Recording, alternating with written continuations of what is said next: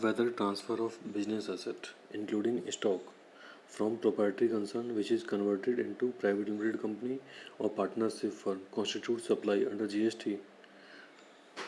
जो एक proprietorship concern को हम कन्वर्ट कर देते हैं पार्टनरशिप फर्म में या प्राइवेट लिमिटेड कंपनी में, तो साथ ही साथ उसका स्टॉक भी ट्रांसफ़र होता है, तो उस केस में क्या वो सप्लाई माना जाएगा। तो इसको सॉल्व करने के लिए हमें देखना पड़ेगा कि बिज़नेस क्या है। तो बिज़नेस की डेफिनेशन आती है आपकी जो है सेक्शन 2 क्लॉज 17 और सब क्लॉज डी। ये कहता है आपका सप्लाई और acquisition of goods including capital goods and service in connection with the commencement और क्लोजर ऑफ बिजनेस। जब क्लोजर ऑफ बिजनेस के रिलेशन में सप्लाई करते हैं, ट्रांसफ़र करते हैं गुड्स को, तो ये कहता है कि ये आपका बिजनेस में माना जाए, बिजनेस के डेफिनेशन में इंक्लूड होता है, बिजनेस माना जाएगा। तो इस तरीके से ये हो गया आपका मानते हैं transfer of business asset into another entity due to closure of business will be treated as supply. ये सप्लाई मानी जाएगी, ये बिजनेस की डेफिनेशन में आती है। अब दो केस आते हैं यहाँ पर। ये एक तो होता है कि आपका प्रोप्राइटरशिप कंसर्न है और वो अपना बिजनेस को ट्रांसफ़र कर देती है पार्टनरशिप फर्म को या प्राइवेट लिमिटेड कंपनी को।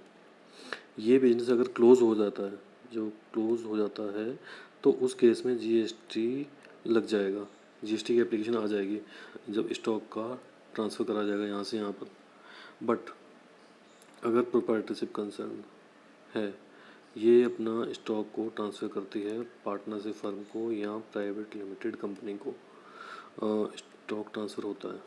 बट ये जो हो रहा है, ये हो रहा है आपका मर्जर और एक्विजिशन। ये जो ट्रांसफ़र हो रहा है, ये हो रहा है आपका गोइंग कंसर्न बेसिस पर, मतलब सर जो है बिज़नेस को इसने हैंड ओवर इसको कर दिया और एक गोइंग कंसर्न बेसिस पर इसको बिज़नेस को रन करेगा, तो उस केस में जीएसटी तो लग जाएगा, क्योंकि ये क्लोज तो होगी तभी तो नई जो है फर्म बनेगी।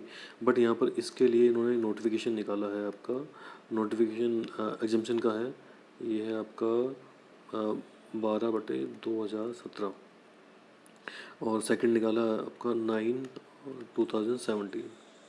ये आपका है सेंट्रल टैक्स का, ये है आपका इंडिकेशन टैक्स का। इसके अकॉर्डिंग इन्होंने क्या करा, एग्जम्पशन दे दी इसको।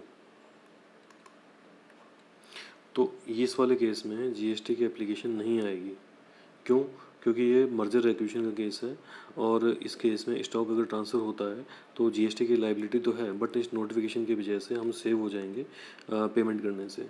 बट अगर मर्जर एक्विजिशन का केस नहीं है तो उस केस में आपकी जीएसटी की लायबिलिटी बनती है।